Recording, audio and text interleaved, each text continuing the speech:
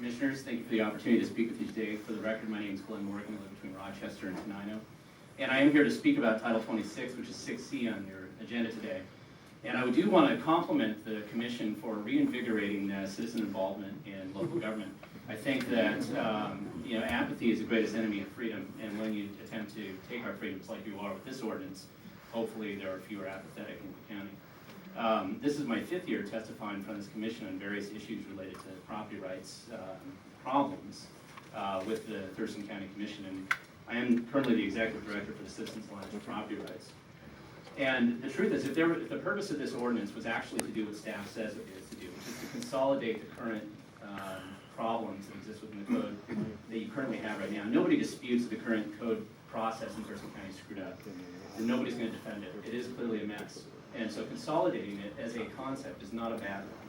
However, when we see a situation like this where basically what staff has done is decided to create an ordinance that has substantial other problems added into it, this is a choice that staff has made.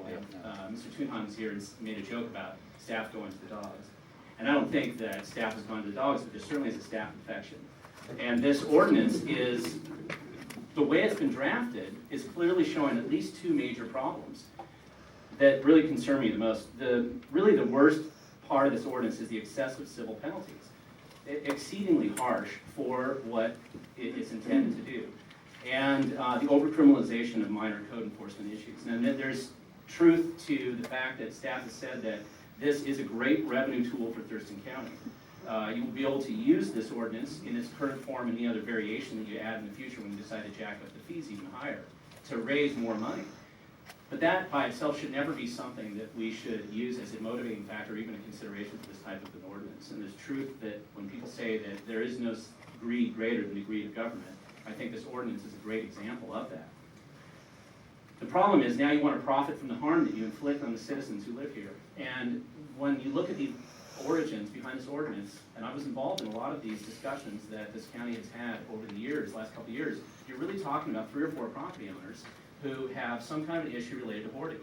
And instead of making even a teeny effort to try to solve those problems or to recognize that they're very isolated in nature and they can be solved with compassion and with a desire to actually help, the natural default position of the central planners here, with unfortunately support from some of the elected officials, has been to inflict the maximum penalty possible, the maximum harm that you can inflict.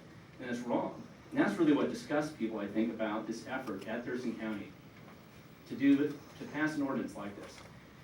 And I wish that we would start considering the process of helping people instead of inflicting pain and suffering on them as your first choice.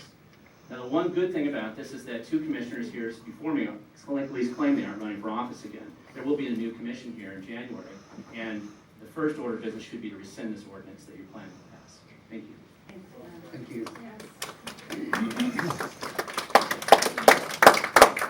Phyllis Farrell.